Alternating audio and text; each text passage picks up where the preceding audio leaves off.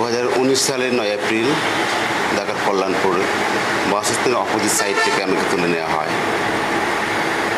তো সেদিন আমি ঢাকায় ছিলাম ইয়ের থেকে নারায়ণগঞ্জের কাশপুর থেকে আমি ঢাকা এসেছিলাম।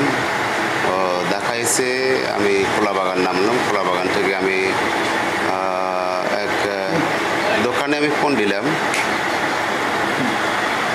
ওই দোকানে ফোন দেওয়ার পর তারা আমাকে ওই দোকান থেকে বলা হলো যে আমাকে ওই কল্যাণপুরের ওখানে বাস স্ট্যান্ডের অপোজিট ধারের দোকান, সেখানে একটা সোনালী ব্যাংক আছে, সোনালী ব্যাংকের দোতলায় তাদের দোকান। তো আমি খোলাবাগান থেকে গাড়ি নিয়ে গেলাম ওখানে যাওয়ার পর আমি ইয়েতে নামলাম বাস স্ট্যান্ডের ওখানে নেমে আমি ওদেরকে ফোন দিতে চাইলাম, কিন্তু আমার ফোন কাজ করছিল না, আমি ফোন দিতে পারলাম না, ফোনটা একেবারে জ্যাম হয়ে গেল। এরপরে আমার ফোনটা আমি বন্ধ করে ব্যাগের ভিতর রাখলাম। তারপর গেলাম সোনালী ব্যাংকের ওইদিকে গিয়ে দেখলাম ওখানে ছোটো চায়ের দোকান একটা আছে। তো ওখানে কিছু লোক বসা ছিল, যাদের সবাই সিভিল ড্রেস পরা। 3-4 জন লোক বসা ছিল চায়ের দোকানে, আর 3-4 জন লোক তারা দাঁড়িয়েছিল।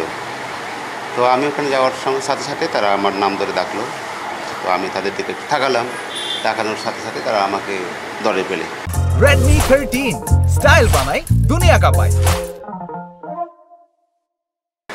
কলারে ধরলো, প্যান্টের বেলে ধরলো, তারপর হাতে ধরলো। 3-4 জন লোক আমাকে ধরে ফেললো। তারপর এক লোক দ্রুত গাড়ি পাঠানোর জন্য ফোন করছিল। সাথে সাথে গাড়ি আসলো একটা মাইক্রোবাস। তারা মাইক্রোবাসটা এসে আমাকে মাইক্রোবাসে তুললো, সাদা মাইক্রোবাসে।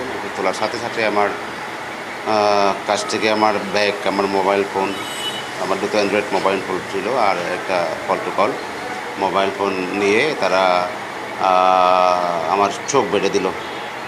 তারপর হাতে হ্যান্ডকাপ লাগালো। এরপরে আমার কাছ থেকে ফেসবুক পাসওয়ার্ড, তারপর আমার ফেসবুক আইডি নিল। এরপরে আমাকে নিয়ে গাড়িতে চলতে লাগলো। এই সময় এসে একজন লোককে ফোন দিতে আমি শুনলাম যে সে আমাকে বলছে মাইকেল চাকমা কট, এভাবে আমি বলতে শুনলাম।